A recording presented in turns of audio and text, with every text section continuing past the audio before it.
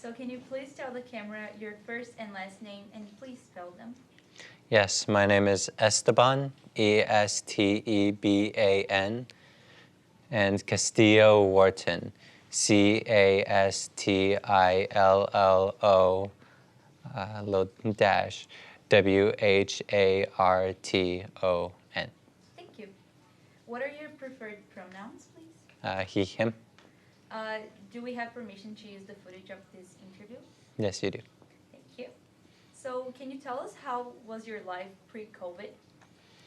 Well, I just felt like a regular high school student. It was kind of bored with just schoolwork and stuff. I joined some sports teams, but really my life really was just high school and home life. How did you first hear about COVID? I think I heard it over, and I think my mom watched The National a lot, so I heard it over that. And at first I thought it was going to be something like Ebola or Zika, but once they mentioned that it was very transmissible, I don't think I pronounced that right, then I was kind of started to get worried a little. Well, did you think schools were going to shut down because of COVID? No, I didn't think that until they just announced it. I was at a little trivia tournament after school, and they announced that they were going to be extending March break by 2 weeks. And I thought I said, that's too much time. Like, I don't want that much free time. Did you or were you involved in any sports? Yes, I was involved. Let's see, grade 9, grade 10. I was involved in cross country a lot. Grade 10, I was involved in swimming during the winter. So you were affected. The sport was affected by COVID, right? Yeah, winter. I don't think I ever went to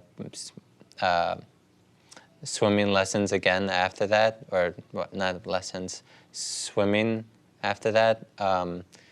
The cross country team wasn't that affected, but it was still like disrupted majorly. Did you stay in contact with any friends during the lockdown? Not really. During the lockdown, I always used like Instagram or texting as a way of planning stuff. I guess I texted one friend, but I didn't really have a social life during lockdown at all. So you didn't like go out with your friends during COVID? No, the only person I went out with was probably my dad, who was in my bubble at that time. How would you say COVID impacted your social life? I lost a lot of time because of it, a lot of high school experience.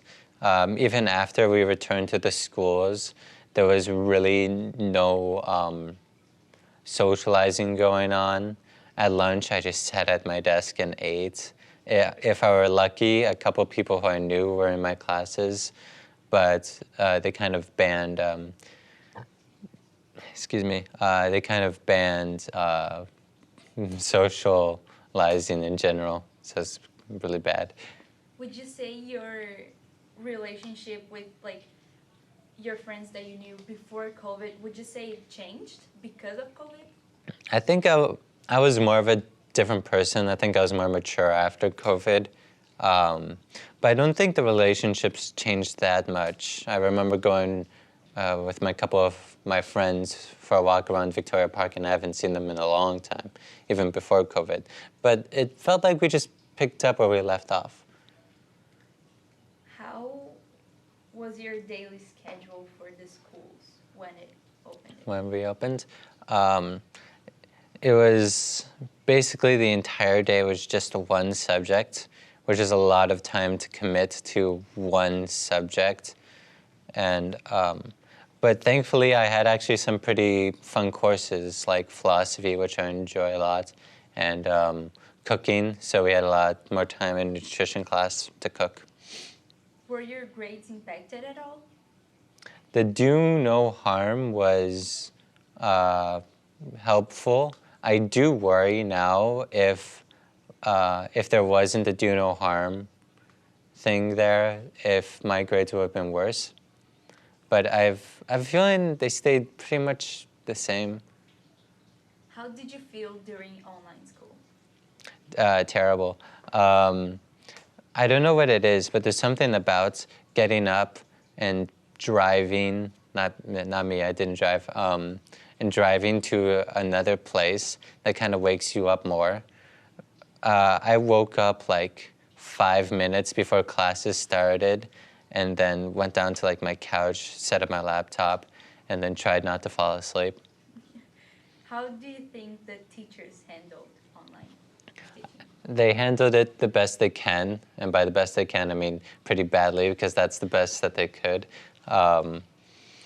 It really wasn't their fault. I kind of felt bad for them, but there were a lot of grown-ups are technologically inept, not that good at technology that much. Is there anything that you would have done differently? Differently? Yeah. For online classes, I tried to go on camera as much as I could, but it was really hard. Some days I kind of turned off camera because I felt like I needed to present myself more instead of just almost going to sleep on camera. How did you feel during the lockdown? Days kind of blended into each other and kind of felt like one. If I were to say, it felt like one long day with me just taking naps every so often. The days didn't really change that much. It was kind of nice just being lazy, but once online classes hit, it was harder. Would you consider yourself more of an extrovert or introvert? I think I got more extroverted as I got out of COVID because I just had more of a need to get out and socialize with people. So you would say that isolation impacted you in that way?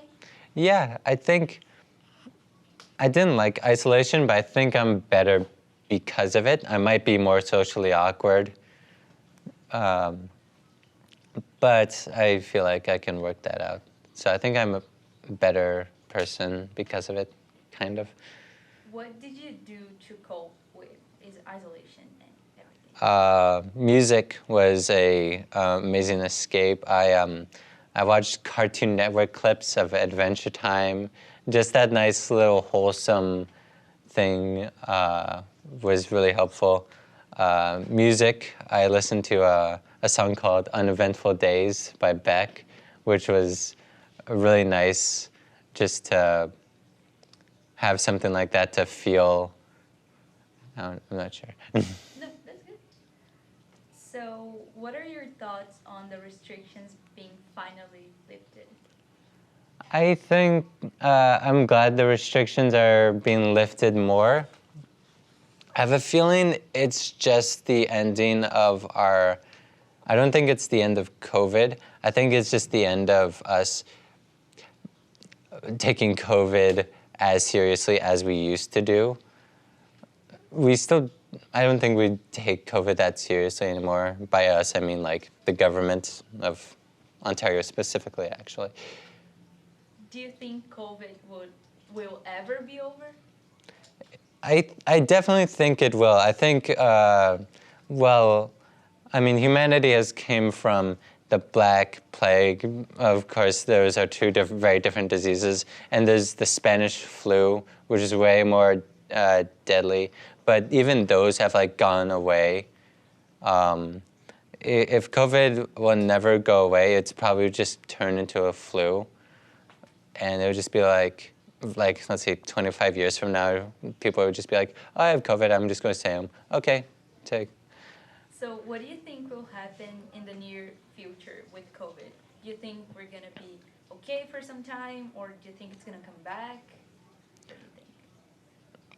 I don't think it it's going to come back as it did the first couple waves, especially I think the second wave was bad. I don't think it'll come back to that extent. I think we'll remain a certain degree open, like not completely locked down. What lingering effects do you think COVID will leave in its wake? I think, what lingering effects? I think a lot more mental health issues will rise, I think are arising because of it. I think people will start looking at kind of society as much more of a, like human society and infrastructure as more of a thing now, more tangible than we used to think about it. I think our society will be much more self-aware and more globally conscious. And what are your hopes for the future? My hope is that I think this will happen. I think COVID will recede more. I do hope that this kind of experience kind of teaches us how kind of frail society is. Like I mentioned before, the tangibility about it. And I hope that more widespread like charities come into effect about like relief because of all of us experiencing something like COVID. So what did you do to cope? I mainly just went on my computer. I watched a lot of TV shows. I picked longer TV shows to watch because I had a lot more time at that time. Listen to music. Music was a great mistake. Music was a great escape. Yeah, it was mainly just that. I also try to make a habit of walking around my neighborhood so I can actually get outside. You talked a little bit about socializing being really different between you and your friends. What are some ways, like some big ways that you noticed socializing really changing for you, and how did you adapt to those changes, especially when everything went online and you had to, yeah. Well, I never liked texting. I always thought it took too much of a toll. I never really liked just typing and having conversations that way. I find that many people do like that when I prefer talking in person or at least calling. So that was already kind of a change I needed to deal with. And for social interaction to turn into talking and texting to just texting was really just put me off to social interaction in general.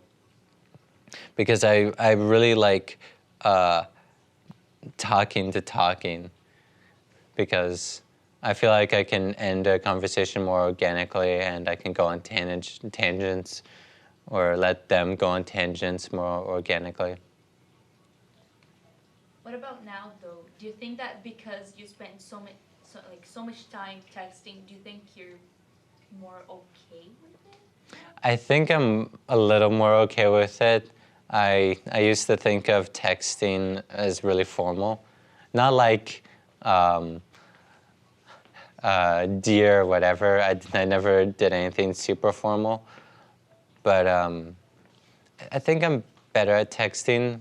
See, the way I solved the texting problem was I just didn't text. Okay. Fair.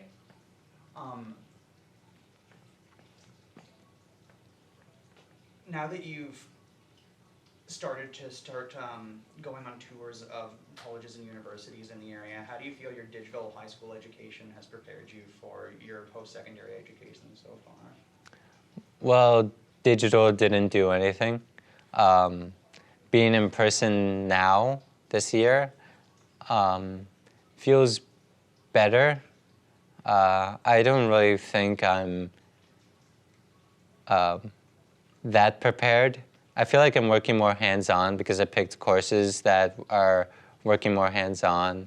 Like this year, some days I don't even need to hold a pencil in my hand, and that's what I'm looking forward to in like college. More hands-on, less writing. For digital education, really just didn't do any of that for me.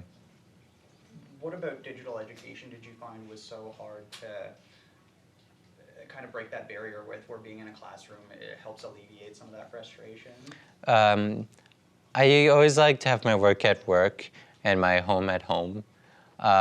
Mixing those two are bad. Like I've heard like people need a home office, otherwise they never relieve that stress. Like if people work in their bedrooms, they always kind of stay at work. That was kind of it for me. I was kind of like, it was hard to get proactive on assignments because all work just felt like homework, and homework always feels worse than actual work. Thank you very much, Esteban. That's great. You're welcome. Good answer. Yeah, that I was like great. that. So I really like the